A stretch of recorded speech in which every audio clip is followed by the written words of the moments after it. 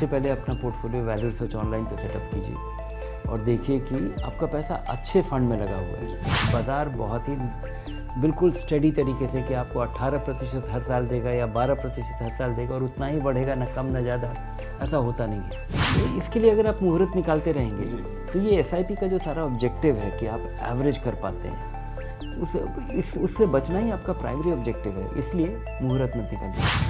नमस्कार और आप सबको होली की शुभकामनाओं के साथ निवेश का बड़ा सवाल के इस ब्रांड न्यू एपिसोड में आपका बहुत बहुत स्वागत है। देखिए, होली रंगों का त्यौहार है, लेकिन कई बार ऐसा लगता है कि किसी भी रंग की अति नुकसान पहुंचाती है और ख़ासतौर पे लाल रंग सावधान करने और सावधान रहने का संकेत हमेशा माना जाता है। और आज के समय में निवेशकों को ऐसा लग रहा है कि ये लाल रंग क्या परमानेंट रहने वाला एक रेड फ्लैग की तरह वो देखें या फिर चला जाएगा कुछ दिनों बाद। तो आज इसी को डिस्कस करते हैं और डिकोड करते हैं धीरेन्द्र कुमार से। स्वागत है आपका। सबसे पहले पिछले कुछ समय से मार्केट की जो हालत है, लगातार मार्केट गिर रहा है, आप बड़े कारण क्या मानते हैं इसके? इसका सबसे बड़ा कारण ये है कि बाज़ार लगातार बढ़ रहा था और बढ़ने का जो दौर है इसमें शायद बाज़ार बहुत महंगा हो गया। कंपनियों की आमदनी उस रफ्तार से नहीं बढ़ रही थी जिस रफ्तार से स्टॉक प्राइसेस बढ़ रहे थे। ये एक बड़ा कारण है और उसका कारण, और ये अक्सर होता है, बाज़ार बहुत ही बिल्कुल स्टडी तरीके से कि आपको 18% हर साल देगा या 12% हर साल देगा और उतना ही बढ़ेगा, ना कम ना ज़्यादा, ऐसा होता नहीं है। और जब बाज़ार बढ़ता है तो बहुत सारे नए लोग आते हैं, ढेर सारा नया पैसा लगता है और उस झोंके में ये बाज़ार बढ़ता भी है। लेकिन गिरने के ढेर सारे कारण हैं। एक तो कि बाज़ार, कंपनियों का अर्निंग्स जो है, अब बाज़ार महंगा लग रहा था और कंपनियों के आमदनी का रफ्तार उस रफ्तार से नहीं बढ़ रहा था। उसके अलावा जो एक बड़ा मुद्दा है जिस वजह से विदेशी निवेशकों ने अपना पैसा निकाला, क्योंकि फेड अपना इंटरेस्ट रेट्स कम करने की वजह से, जो वहाँ पे 0 इंटरेस्ट रेट था या 1-2% था, तो वो अब अचानक उसका एक कॉस्ट हो गया, तो अब आपको उस कॉस्ट का प्रीमियम चाहिए। इस वजह से विदेशी निवेशकों का पैसा निकालना काफ़ी लॉजिकल लगता है। क्रूड ऑयल प्राइसेस का दाम बढ़ना और ये जियोपॉलिटिक्स में, जहाँ पे यूक्रेन में लड़ाई हो रहा है और हम रशिया से इंपोर्ट कर रहे हैं और ये सारा कुछ उथल पुथल हो गया, और उसके अलावा अमेरिकी सरकार का बदलना और इसके वजह से बहुत भारी अनिश्चितता का होना कि चीज़ें कैसे बदलेंगी, ये पूरी तरह से इसका कॉन्टेक्स्ट बदलने वाला है। इसके अलावा जो हमारे यहाँ इलेक्शन में हुआ था कि सब लोग उम्मीद कर रहे थे कि दोबारा से फिर एक बार मोदी सरकार, और लेकिन मेजॉरिटी के साथ नहीं आई, तो उसके अलावा अलग अलग सेक्टर में कुछ चीज़ें बहुत महंगी हो गई हैं। तो ये ढेर सारे कारण हैं, लेकिन ये सारे कारण 6 महीना पहले भी थे और ये उनकी उम्मीद की जा रही थी।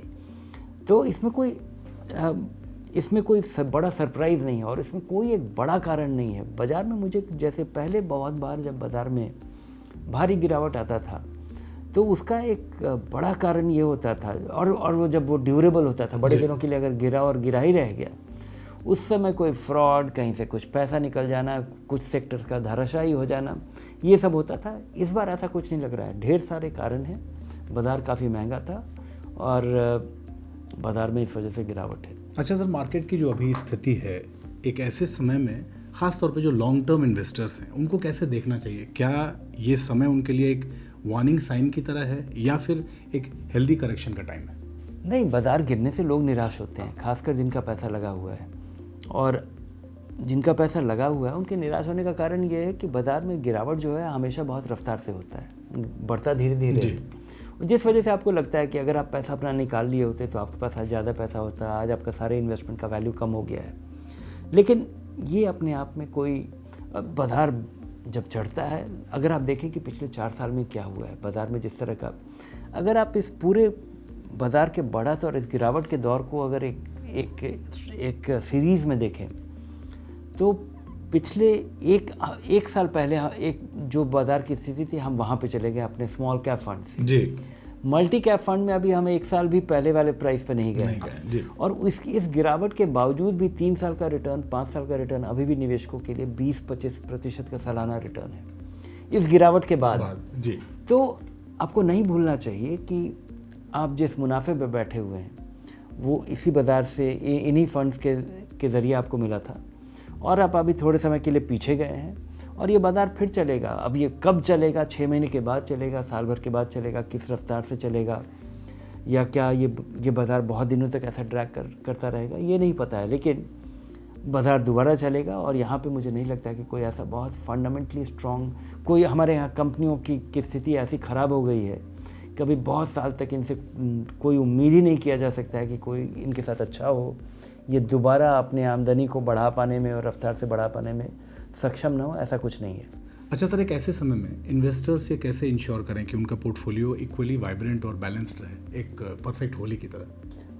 वही लगेगा कि मैं रिपीट कर रहा हूँ, पर वही 3-4 चीज़ करना चाहिए कि कम समय का पैसा मत लगाइए। कम समय का पैसा आप लगाए होते, उधार लेके पैसा लगाए होते, लालच में लगाए होते, तो आज आपको बड़ा अफसोस हो रहा होता कि 1-2 लाख रुपया लगाया जो कि घट के 1.25 लाख हो गया है, 1.5 लाख हो गया है।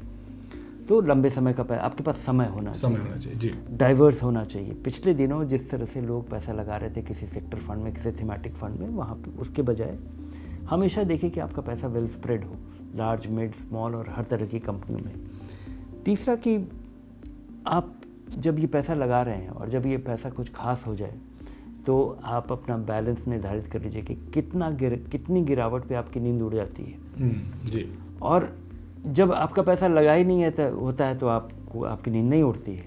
लेकिन अगर ढेर सारा पैसा अगर इकट्ठा हो गया जिस पे आपकी ज़िंदगी का इम्पॉर्टेंट गोल्स डिपेंड करेगा, तो उसका रिस्क कम कर लेना चाहिए। कुछ पैसा निकाल के फिक्स्ड इनकम में मूव कर देना चाहिए, जो बाज़ार के गिरावट से पूरी तरह बचा रहेगा और बाज़ार की गिरावट का आप फ़ायदा भी शायद उठा पाएंगे जी। अगर उस तरह से अगर आप रीबैलेंस कर लेते हैं। इसके लिए आपको एसेट एलोकेशन निर्धारित करना पड़ेगा। और ये कोई प्योर साइंस नहीं है। ये हमें पता नहीं है कि आधा पैसा इक्विटी डेट में काफ़ी है, 3/4 और 1/4 पैसा होना चाहिए, या 1/4 3/4 पैसा होना चाहिए, 1/3 2/3 होना चाहिए। ये हमें नहीं पता है, लेकिन ये आप कंफर्ट खुद ही डिराइव कर सकते हैं उस पैसे के इम्पोर्टेंस को भांपते हुए।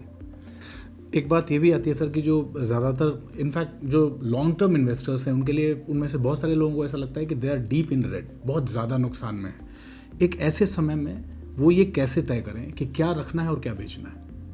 सबसे पहले अपना पोर्टफोलियो वैल्यू रिसर्च ऑनलाइन पे सेटअप कीजिए और देखिए कि आपका पैसा अच्छे फंड में लगा हुआ है। जी। गिरा तो सब कुछ है, डेट फंड को छोड़ करके बाकी सारे इक्विटी फंड्स में गिरावट है। और आप देखिए कि उनका रेटिंग कैसा है, क्या ये 5 साल में अपने इन बेंचमार्क को बीट कर पाता है। ये एक अच्छे फंड की निशानी है, 3 साल 5 साल में जो इंडेक्स को बीट कर पाता हो।